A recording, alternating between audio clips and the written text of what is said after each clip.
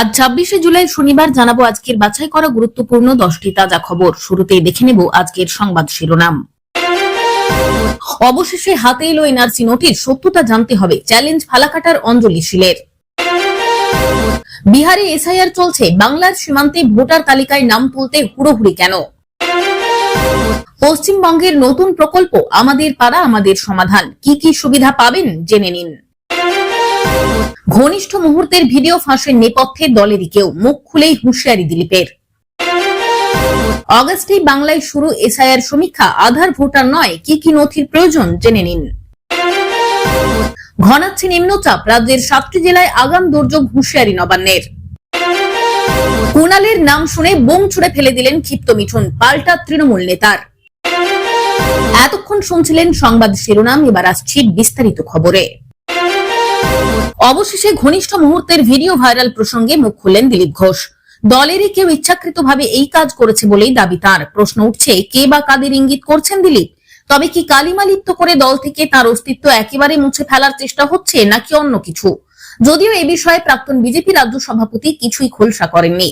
শুক্রবার দিলীপ বলেন, ভিডিওটি প্রসঙ্গে শুনেছি, দেখেছি। দলের একাংশ ষড়যন্ত্র করেছে। এরা যে কত নিচে নামতে পারে তার এটাই প্রমাণ। এটা ভাবমূর্তি নষ্টের অপচেষ্টা। এরা জোশীজিকে অপদস্থ করতে ছাড়েনি। এই ভিডিওর সঙ্গে যে বা যারা যুক্ত তাদের বিরুদ্ধে আইনি পদক্ষেপের হুঁশিয়ারিও দেন দিলীপ। বলে রাখা ভালো, সোশ্যাল মিডিয়ায় সম্প্রতি দিলীপের কয়েকটি ছবি ও ভিডিও ছড়িয়ে পড়েছে। তাতে বলা হচ্ছে এটি নাকি দিলীপের ব্যক্তিগত মুহূর্ত। যদিও দিলীপ ঘোষের ঘনিষ্ঠ মহল বলছে এই ছবিগুলি যে ফেক এবং উদ্দেশ্য প্রণোদিতভাবে ছড়ানো, তাতে কোনো সন্দেহ থাকার অবকাশ নেই। ওই ছবিতে যাকে দেখা গিয়েছে তিনি কোনোভাবেই দিলীপ ঘোষ নন। প্রসঙ্গত, গত লোকসভা নির্বাচনের পর থেকেই যেন বঙ্গ বিজেপির অভ্যন্তরীণ সমীকরণে বদল এসেছে। একসময় অতি সক্রিয় নেতা দিলীপই এখন দলই যেন ব্রাত্য। যে দিলীপ ঘোষ বাংলায় পদ্মের বীজ বপন করেছেন সেই নেতাই এখন দল টেক। যে দিলীপ ঘোষ বাংলায় পদ্মের বীজ বপন করেছেন সেই নেতাই এখন নাকি দলীয় কোনো অনুষ্ঠান কিংবা মিটিং মিছিলে আর ডাক পান না। তাই যেন বেশ অভিমানী দিলীপ। মুখে সরাসরি সেভাবে কিছু না বললেও দলের সঙ্গে দূরত্ব বজায় রেখেছেন তিনি। সম্প্রতি শোনা গিয়েছে দিল্লি থেকে নাকি ধমক খেয়েছেন দিলীপ। চাঁচা ছোলা নেতাকে সংবাদ মাধ্যমের কাছে মুখ খোলা নিয়েও নাকি সতর্ক করেছেন নাড্ডা। তারই মাঝে নয়া বিপর্যয়। দিলীপ ঘোষের মতো রাফ অ্যান্ড টাফ নেতার ঘনিষ্ঠ মুহূর্তের ভিডিও নিয়ে চলছে জোর শোরগোল। ষড়যন্ত্রকারী হিসেবে কাদের নাম সামনে আসে সেটাই এখন দেখার। বাংলাতেও চালু হতে পারে এসআইআর, তার মানে কি বাংলার ভোটার তালিকা থেকেও বাদ যেতে পারে অসংখ্য নাম? কমিশন সূত্রে খবর, সামনের অগাস্ট মাস থেকে এসআইআর শুরু হবে বাংলায়। আর তার পরিণতি কি হবে তার সময় বলবে। জানা যাচ্ছে অগাস্ট মাসের শুরু থেকে, অর্থাৎ প্রথম সপ্তাহ থেকে শুরু হবে এসআইআর এর কার্যপ্রণালী। তাই আগে থাকতে সমস্ত প্রস্তুতি নিয়ে মাঠে নামছে কমিশন। চলতি বছরে বিহারে ভোট, আর এই বছর ঘুরলেই বাংলাতেও দরজায় টোকা দেবে মেগা বিধানসভা ভোট। তাই আর দেরি না করে সময় নষ্ট করতে চায় না কমিশন। ইতিমধ্যেই এই এসআইআর এর কাজে যে সমস্ত সরকারি আধিকারিকদের নিযুক্ত করা হবে তাদের ভাতা বাড়িয়ে দেওয়ার পরিকল্পনা করেছে সরকার। তবে জানেন কি, এই এসআইআর এর পরীক্ষায় উত্তীর্ণ হওয়ার জন্য বা আপনি যে ভারতীয়তা প্রমাণ করার জন্য আপনার কাছে কি কি নথি থাকা আবশ্যক? এই প্রক্রিয়ায় কমিশনকে আপনার 11টি নথি সঠিকভাবে দেখাতে হবে। নথিগুলি হলো, আপনি কেন্দ্রীয় বা রাজ্য সরকারের কর্মচারী হলে বা অবসরপ্রাপ্ত কর্মী হলে তার পরিচয়পত্র, 1987 সালের 1 জুলাইয়ের আগে আপনার নামের কোনো ব্যাংক বা পোস্ট অফিস অথবা এলআইসির নথি, আপনার জন্মের শংসাপত্র, আপনার পাসপোর্ট, যে কোনো বোর্ড বা বিশ্ববিদ্যালয় থেকে প্রাপ্ত শিক্ষা সংক্রান্ত শংসাপত্র যেখানে অবশ্যই সাল বা তারিখ উল্লেখ করা থাকবে, এলাকায় আপনার স্থায়ী বসবাস করা শংসাপত্র, তফসিলি জনজাতি, উপজাতি অথবা অন্যান্য শ্রেণীর অন্তর্ভুক্ত হলে তার সঠিক শংসাপত্র, এনআরসি তালিকায় আপনার নাম, বনাঞ্চলের অধিকারের সঠিক শংসাপত্র, রাজ্য সরকার বা স্থানীয় প্রশাসন প্রদত্ত পারিবারিক রেজিস্টার, আপনার জমির দলিল বা পর্চা। এই নথিগুলি সঠিকভাবে দেখাতে পারলেই আপনি জন্মসূত্রে ভারতীয় বলে গণ্য হবেন। বিতর্ক প্রতিবাদের মাঝে অবশেষে এনআরসি নোটিশ হাতে পেলেন আলিপুরদুয়ারের ফালাকাটার বাসিন্দা অঞ্জলি শীল। শুক্রবার দুপুরে তার বাড়িতে নোটিশটি পৌঁছয়। তবে তা হাতে পেয়ে ভয় নয়, সন্দেহ প্রকাশ করলেন অঞ্জলি। তার কথায় নোটিশটা আসল কিনা তার প্রমাণ আগে পাই, তারপর যা করার করব। ভয় পাচ্ছেন কি? এই প্রশ্নের জবাবে তিনি বললেন, ভয় পাওয়ার কিছু নেই। যেখান থেকে এসেছে নোটিশটা সেখানে আগে গিয়ে দেখি নোটিশটা আসল কিনা। অসম ফরেনার্স ট্রাইব্যুনালে যাওয়ার প্রস্তুতি নিচ্ছেন অঞ্জলি। চলতি মাসের প্রথম দিকে কোচবিহারের উত্তম কুমার ব্রজবাসী এনআরসি নোটিশ পেয়েছিলেন। তা নিয়ে রাজ্য রাজনীতিতে তোলপাড় পড়ে গিয়েছে। বাংলার দীর্ঘদিনের বাসিন্দার নাগরিকত্বের প্রমাণ চেয়ে কেন অসম থেকে নোটিশ পাঠানো হলো, এই প্রশ্ন তুলে রাজ্যের শাসক দল তৃণমূল বড়সড় প্রতিরোধ গড়ে তুলেছে।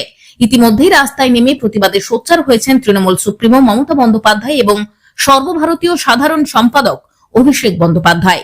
21শে জুলাইয়ের সমাবেশ থেকে সেই উত্তম কুমার ব্রজবাসীকে সঙ্গে নিয়েই মমতার বার্তা ছিল, দরকারে প্রতিবাদ জানাতে সকলে অসম যাবেন।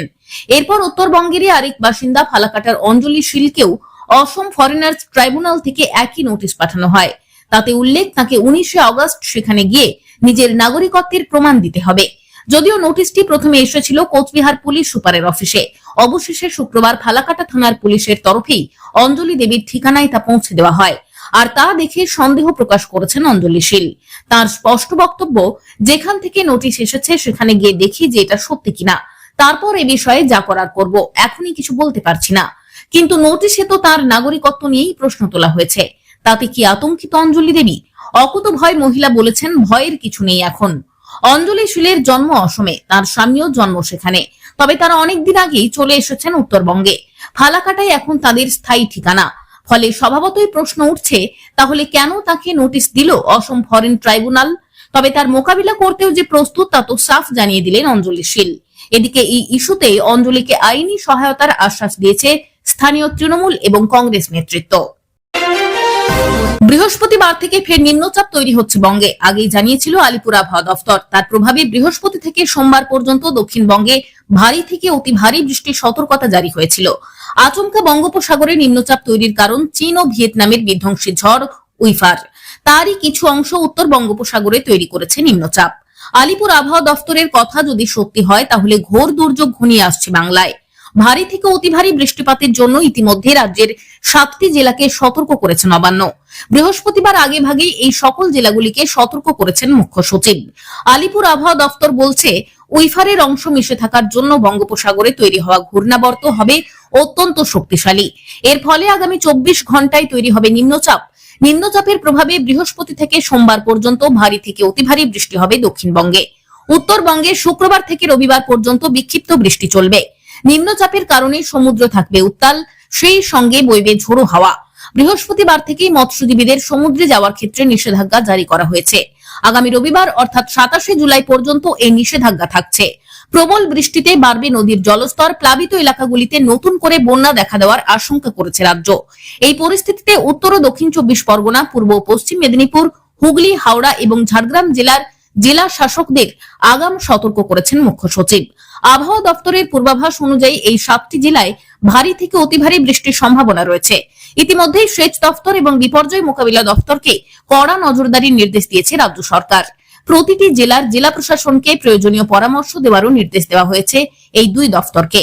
বৃহস্পতিবার বিকেল থেকে দক্ষিণবঙ্গের বেশ কিছু জায়গায় বিক্ষিপ্ত বৃষ্টি হয়েছে, চলবে রবিবার পর্যন্ত। যদিও আজ উত্তরবঙ্গে বৃষ্টির সম্ভাবনা কম। শুক্রবার থেকে ওপরের 5টি জেলা দার্জিলিং, কালিম্পং, আলিপুরদুয়ার, কোচবিহার এবং জলপাইগুড়ির 2-1টি জায়গায় কয়েক পশলা বৃষ্টি হতে পারে। বজ্রবিদ্যুৎ সহ হালকা থেকে মাঝারি বৃষ্টি হওয়ার আশঙ্কা সব জেলাতেই। সেই সঙ্গে বইতে পারে 30 থেকে 40 কিমি বেগে ঝোড়ো হাওয়া।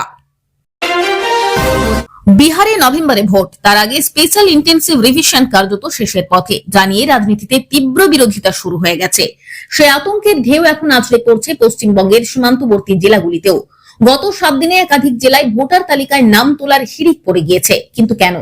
নির্বাচন কমিশন সূত্রে খবর, রাজ্যের সীমান্তের বেশিরভাগ জেলায় ভোটার তালিকায় নাম তোলার আবেদনের সংখ্যা এক ধাক্কায় 3 গুণ বেড়ে 75,000 ছুঁয়েছে। সাধারণত যেখানে সপ্তাহে 20 থেকে 25,000-এর বেশি আবেদন আসে না। এই জেলাগুলির মধ্যে মূলত রয়েছে কোচবিহার, আলিপুরদুয়ার, জলপাইগুড়ি, মালদা, মুর্শিদাবাদ, উত্তর দিনাজপুর, নদিয়া, 24 পরগনা। এখন একটাই প্রশ্ন, হঠাৎ ভোটার তালিকায় নাম তোলার জন্য এত তাড়াহুড়ো কেন? আসলে আতঙ্কের মূল কারণ নাগরিকত্ব হারানো। কেন্দ্র ও একাধিক বিজেপি শাসিত রাজ্য সরকার ভোটার তালিকা থেকে ভোটার তাড়াচ্ছে বলে অভিযোগ উঠেছে। সেই নিয়েই বাংলার সীমান্তের মানুষের মধ্যে নাগরিকত্ব হারানোর আতঙ্ক তীব্র। কারণ 2002 সালের ভোটার তালিকায় নাম না থাকলে আগামী দিনে এসআইআর এর সময় নাগরিকত্ব প্রমাণের পথে বড় বাধা আসতে পারে। ভোটার তালিকায় নাম না থাকলে এনআরআর এর আওতায় পুশব্যাক বা সীমান্তে ফেরত পাঠানোর ঝুঁকির কথাও প্রচার হচ্ছে সীমান্তে। একাধিক জেলা প্রশাসন সূত্রে খবর, বয়স্করা যারা এতদিন পরিচয়পত্রের ঝুঁকি এড়িয়ে ভোট দিয়ে এসেছেন তারাও ছুটছেন ফর্ম জমা দিতে। জেলা প্রশাসন সূত্রে খবর, বয়স্করা যারা এতদিন পরিচয়পত্রের ঝুঁকি এড়িয়ে ভোট দিয়ে এসেছেন তারাও ছুটছেন ফর্ম 6 জমা দিতে। কারণ ভোটার তালিকায় নাম না থাকলে নাগরিকত্ব নিয়ে প্রশ্ন উঠবে, ভোটাধিকারও চলে যাবে। রাজনৈতিক মহলের মতে বিহারের পর কেন্দ্র পশ্চিমবঙ্গ সহ সীমান্তবর্তী রাজ্যগুলিতে এসআইআর চালু করতে পারে।